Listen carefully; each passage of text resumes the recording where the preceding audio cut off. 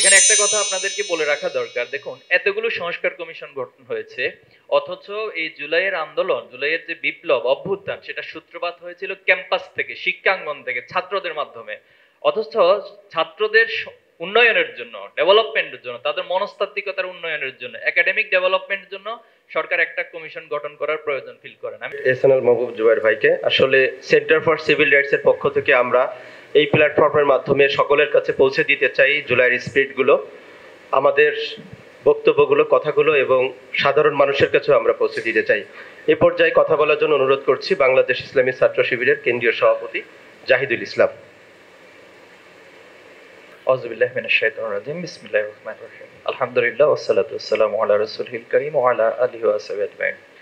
Centre for civil rights ইয়ার কর্তৃক আয়োজিত গণভোট না অর্ডিন্যান্স প্রসঙ্গ জুলাই সনদের সম্মানিত সভাপতি, সম্মানিত অতিথিবৃন্দ, সাংবাদিকবৃন্দ এবং সুধীমণ্ডলী, আসসালামু আলাইকুম ওয়া রাহমাতুল্লাহি ওয়া বারাকাতুহু। আমি শুরুতেই 2024-এর জুলাই অভ্যুত্থানে যারা জীবন দিয়েছেন, আমাদের ভাই শহীদ আবু সাঈদ, শহীদ মুগ্ধ, ওয়াসিম, শান্ত, আলী রায়হান সহ শত শত হাজার হাজার মায়ের বুকের খালি করার বিনিময়ে, বাবার স্নেহের সন্তান হারানোর বিনিময়ে, ভাই এবং বোনের আদরের পরিবারের সদস্যকে হারানোর মধ্য দিয়ে যারা জীবন দিয়েছেন, আমি তাদেরকে স্মরণ করছি এবং তাদের জন্য আল্লাহর কাছে দোয়া করছি, আল্লাহ যেন সবাইকে শহীদ হিসেবে কবুল করেন, আল্লাহুম্মা আমিন। আজকে যে বিষয়টি এখানে নিয়ে আসা হয়েছে, গণভোট না অর্ডিন্যান্স প্রসঙ্গ জুলাই সনদ, খুবই প্রাসঙ্গিক একটি বিষয়। বিশেষ করে বাংলাদেশ যে একটি পরিবর্তনের মধ্য দিয়ে যাচ্ছে, সবসময় একটি প্যারাডাইম শিফটিং এর মধ্য দিয়ে আমরা যাচ্ছি, খুব র্যাপিডলি ক্ষণে ক্ষণে অনেকগুলো বিষয় পরিবর্তন হচ্ছে, মনস্তাত্ত্বিকতার পরিবর্তন হচ্ছে, সিদ্ধান্তের পরিবর্তন হচ্ছে, এবং ভবিষ্যৎ কিভাবে চলবে সে বিষয়গুলো দৃষ্টিভঙ্গির অনেক পরিবর্তন আমরা লক্ষ্য করছি ক্ষণে ক্ষণে। এই জায়গায় এসে প্রথম যেটি বলবো যে জুলাই যে হঠাৎ করে হয়ে গিয়েছে, বিষয়টা এমন কোনো বিষয় না। অনেকে মনে করছে যে এটা হঠাৎ করে একটা ঘটনা ঘটে গেছে, বিষয়টা তা না, বরং এটা ইতিহাসের একটা ধারাবাহিক বাস্তবতা, অনিবার্য দাবি ছিল। এবং দীর্ঘদিন এখানে যে প্যাসিবাদ কায়েম ছিল, এখানে যে বৈষম্য কায়েম ছিল, এখানে যে অবিচার কায়েম ছিল, বিচারের নামে হত্যাকাণ্ড যে ঘটনাগুলো ঘটেছিল, সবকিছুর একটি পরিসমাপ্তি বা সবকিছুকে নিঃশেষ করার জন্য, সমূলে নির্মূল করার জন্য জুলাইয়ের এই অভ্যুত্থান, জুলাইয়ের এই জাগরণ হয়েছিল। তো সে জায়গায় আমরা দেখেছি যে আমাদের হাজার হাজার ভাইয়েরা জীবন দিয়েছেন। জাতিসংঘের মানবাধিকার কমিশন যে রিপোর্ট বলছেন, প্রায় 1400 বেশি এখানে শহীদ হয়েছেন, জীবন দিয়েছেন, প্রায় 2000-এর বেশি আহত হয়েছেন। এর মধ্যে বড় একটা সংখ্যা প্রায় 600 থেকে 700, কেউ হাত হারাইছেন, টোটালি হাত হারিয়ে ফেলছেন, টোটালি পা হারাইছেন, কেউ চোখ হারাইছেন, 2 চোখ হারিয়েছেন, এরকম অনেক সংখ্যা আছে, কেউ বা 1 চোখ হারিয়েছেন।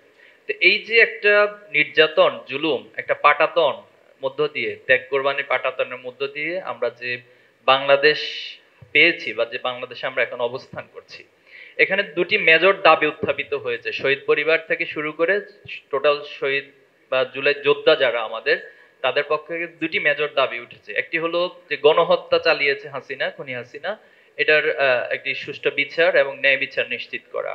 আর আরেকটা দাবি উঠেছে যে হাসিনা যে ফ্যাসিজম কায়েম করেছে, যে স্ট্রাকচারাল ওয়েতে, সেটা কনস্টিটিউশনাল ওয়ে হোক অথবা বাংলাদেশের যতগুলো কাঠামো আছে, যতগুলো ইনস্টিটিউশন আছে, এই টোটাল প্রক্রিয়ার মধ্য দিয়ে তার ফ্যাসিবাদ হওয়ার যে প্রক্রিয়া, এটাকে নির্মূল করে নতুন একটি বন্দোবস্ত অথবা সংস্কার, আমরা যে নামে বলি না কেন, সেটা নতুন করে প্রতিষ্ঠিত করা। তো এই দাবিগুলোর প্রেক্ষিতে যে ইন্টারিম গভর্নমেন্ট তারা বেশ কিছু সংস্কার কমিশন গঠন করেছে, আমরা দেখেছি। তো এই সংস্কার কমিশন নিয়েও আমার আগে বক্তারা বলেছেন, অনেক কিছু আমরা দেখতেছি, ঘটনার এপিট ওপিট, ভিতরে ইন্টারনাল এক্সটার্নাল অনেক কিছু ঘটছে। এখানে একটা কথা আপনাদেরকে বলে রাখা দরকার, দেখুন এতগুলো সংস্কার কমিশন গঠন হয়েছে, অথচ এই জুলাইয়ের আন্দোলন, জুলাইয়ের যে বিপ্লব অভ্যুত্থান, সেটা সূত্রপাত হয়েছিল ক্যাম্পাস থেকে, শিক্ষাঙ্গন থেকে, ছাত্রদের মাধ্যমে। অথচ ছাত্রদের উন্নয়নের জন্য, ডেভেলপমেন্টের জন্য, তাদের মনস্তাত্ত্বিকতার উন্নয়নের জন্য, একাডেমিক ডেভেলপমেন্টের জন্য সরকার একটা কমিশন গঠন করার প্রয়োজন ফিল করেন। আমি জানি না এটা আপনাদের জায়গা থেকে কোথাও আপনারা এই দাবিগুলো উত্থাপন করেছেন কিনা, অথবা এটা নিয়ে কোনো পদক্ষেপ নিয়েছেন কিনা। তো যাই হোক, এটা অন্য আলোচনা, আমি প্রসঙ্গকে আমি বলে রাখলাম। যেই সংস্কার কমিশনগুলো গঠন হয়েছে, এর মধ্যে ঐক্যমত কমিশন, দীর্ঘদিন ধরে আমরা দেখি যে সকাল থেকে রাত পর্যন্ত মিটিং হচ্ছে এবং ডিবেট অনেক কিছু হচ্ছে। তো এরপরও একটা সনদ তৈরি হয়েছে, আলহামদুলিল্লাহ, এটা সাধুবাদ জানাতে হয় যেভাবে হোক একটা সনদ তৈরি হয়েছে। এখন এই সনদটা কি গণভোটের মাধ্যমে পাশ হবে নাকি অর্ডিন্যান্সের পাশ হবে, এটাই মূলত আজকের আলোচনার মূল প্রতিপাদ্য বা বিষয়। তো অর্ডিন্যান্সের মধ্য দিয়ে যদি পাশ হয় তাহলে এখানে সার্বজনীনতাটা কতটুকু থাকবে এই প্রশ্ন আমরা উত্থাপন করতেই পারি। যেহেতু জুলাই কোনো ব্যক্তি বা দলের গোষ্ঠীর আশা আকাঙ্ক্ষার প্রতিফলন না, বরং এখানে আপামর ছাত্র জনতার আশা আকাঙ্ক্ষার প্রতিফলন। এজন্য যদি এখানে গণভোটের মাধ্যমে এই জুলাই সনদ পাশ হয় বা এটাকে যদি আমরা সংবিধান রূপান্তর করতে পারি, তাহলে এখানে সকলের ঐক্যমত থাকবে এবং এটা সার্বজনীন গ্রহণযোগ্যতা থাকবে। সেকেন্ড যে বিষয়টা বলবো, যে এই অর্ডিন্যান্সের কিছু স্বল্প মেয়াদের বিষয় রয়েছে।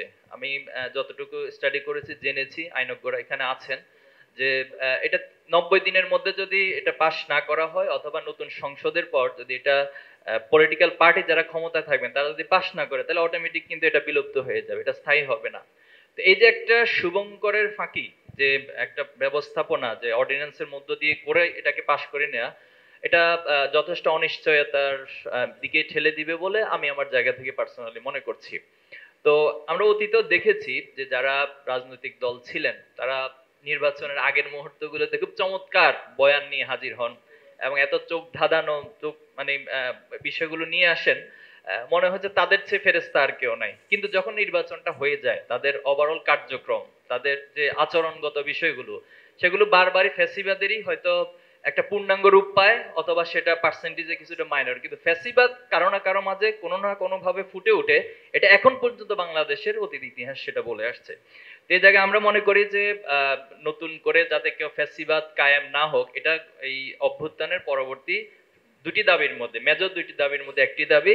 এজন্য আমরা মনে করি যে এটা গণভোট হওয়ার মধ্য দিয়ে হওয়া উচিত। এরপর আরেকটা বড় বিষয় হচ্ছে নির্বাহী আদেশের কিছু সীমাবদ্ধতা রয়েছে, যেটা আমরা অতীতেও দেখেছি, জরুরি অবস্থার মধ্যে অনেকগুলো বিষয় হয়েছে। এরপরে এখানে গণতন্ত্র অনেক সময় প্রশ্নবিদ্ধ করার মতো ঘটনা অতীতে আমাদের রেকর্ড আছে। এই জায়গায় বিপ্লবের চেতনাকে ধারণ করার জন্য সকলের জন্য গণভোটটাই আমরা মনে করি যে এই সনদকে কার্যকর করার জন্য উপযুক্ত হবে। আমাদের বাংলাদেশে এখন পর্যন্ত 3টি গণভোট হয়েছে, এর মধ্যে দুঃখের বিষয় হলো 2টি হয়েছে কারো না কারো ক্ষমতাকে বৈধতা দেওয়ার জন্য। এর মধ্যে একটি হয়েছে 1977 সালে জিয়াউর রহমানের যে প্রেসিডেন্সি গণভোট, এটা উনি ওনার শাসনকে জায়েজিকরণ করে নিয়েছিলেন এই গণভোটের মাধ্যমে। সেকেন্ড টাইম হয়েছে 1985 সালে। তো এখানে হয়েছে এরশাদ, যাকে পরবর্তীতে আমরা স্বৈরাচার আখ্যায়িত করেছি তার কার্যক্রম কারণে। তো তিনি একটা গণভোট দিয়ে উনি ওনার যে ক্ষমতা সেটাকে জায়েজিকরণ করে নিয়েছেন। 1991 সালে একটু ব্যতিক্রম হয়েছে, এখানে সংসদীয় যে শাসন ব্যবস্থা সেটা সংবিধানে ইনক্লুড করা এবং এটাকে পাশ করানোর মধ্য দিয়ে মূলত দ্বাদশ সংশোধনী পাশ হয়েছিল। কিন্তু এখানে দুঃখের বিষয় হচ্ছিল হাসিনা এসে আবার বিচারিক একটা প্রক্রিয়ার মধ্য দিয়ে পঞ্চম সংশোধনী পাশ করে নিয়েছিল এবং এটাকে বিলুপ্ত করেছিল। যাই হোক, 24-এর পরে আবার সেটা ফিরিয়ে আনা হয়েছে, বাতিল করা হয়েছে। তো এই যে হিস্ট্রিক্যাল বিষয়গুলো আছে, গুরুত্ব বিবেচনায় আমি মনে করি জুলাই সনদকে অবশ্যই গণভোটের মাধ্যমেই এটাকে পাশ করতে হবে। আর আরেকটি প্রেক্ষাপট হচ্ছে যে আন্তর্জাতিক অঙ্গনেও কিন্তু এই গণভোটের চর্চা, আমরা যাদেরকে উন্নয়নশীল দেশ বা উন্নত দেশ মনে করি তারাও কিন্তু এই বিষয়গুলো খুব যথেষ্ট প্র্যাকটিস করে, সেটা সুইজারল্যান্ড বলেন, ইউকে বলুন, সবগুলো কান্ট্রিতে এই প্র্যাকটিসগুলো আছে। এবং শুধু তারা সংবিধান সংশোধন নয়, আন্তর্জাতিকভাবে কোনো গুরুত্বপূর্ণ চুক্তি করতে গেলে সেখানেও কিন্তু তারা গণভোটের আয়োজন করে। তো এই যে একটা চমৎকার উদাহরণ ইতিমধ্যে আছে, সবকিছু বিবেচনা আমরা মনে করি যে গণভোটের মাধ্যমে জুলাই সনদ পাশ হওয়া দরকার। আমার সর্বশেষ যে বিষয়টা বলতে চাই, যে জনগণের ম্যান্ডেট হোক অথবা আমরা যে ভাষায় বলি না কেন, জুলাইটাকে শুধুমাত্র পলিটিক্যাল গ্রাউন্ড থেকে ব্যাখ্যা করলে চলবে না। হাদি ভাই খুব চমৎকার ভাবে বলছেন এবং উনি খুব আবেগ দিয়ে কথা বলেন, আমি সবসময় দেখি। তা আসলে আবেগই জড়িত এখানে। আমাদের মতো যে মানে কিশোর যুবকরা এই আবেগ নিয়ে গিয়েছিলাম। আপনি শহীদ পরিবারগুলোর সাথে কথা বলে দেখুন, তাদের ভিতরে তাদের সন্তানদের সাথে যে কথোপকথন হয়েছে, এখানে কোনো পলিটিক্যাল গ্রাউন্ড ছিল না, এখানে টোটালি ইমোশন ছিল, এখানে একটা স্পিড ছিল, একটা আদর্শিক ভিত্তি ছিল, আদর্শিক একটা প্রেরণা ছিল, সেটা থেকে শাহাদাতের তামান্না নিয়ে গিয়েছেন। হাফ প্যান্ট পরে আমি অনেককে পাইছি যে তারা আসছে, বলছি যে ভাই আপনি গেলে তো একটু পরে গুলি করে দিবে, বলছে গুলি করে দেখ, অসুবিধা নাই, আমি শহীদ হয়ে যাব। অনেক বোনদেরকে পাইছি, তাদেরকে বলা হয়েছে সামনে যাবেন না, সামনে রিস্ক আছে, গুলি হচ্ছে, বলছে যে সমস্যা না, আমি শহীদ হয়ে যাব। এই যে শাহাদাতের তামান্নার যে একটা ইমোশন, এটা নিয়েই কিন্তু জুলাই সংগঠিত হয়েছে, এখানে কোনো পলিটিক্যাল দলের প্ল্যানে এটা হয় নাই। তো এই জায়গায় আমরা মনে করবো যে এই আদর্শিক ভিত্তি এবং ইমোশন এবং মনস্তাত্ত্বিকতা সবকিছুকে সামনে রেখে জুলাই সনদকে একটি সার্বজনীনতা রূপ দেওয়ার জন্য অবশ্যই গণভোট হওয়া প্রয়োজন। আপনাদের সবাইকে ধন্যবাদ। আসসালামু আলাইকুম।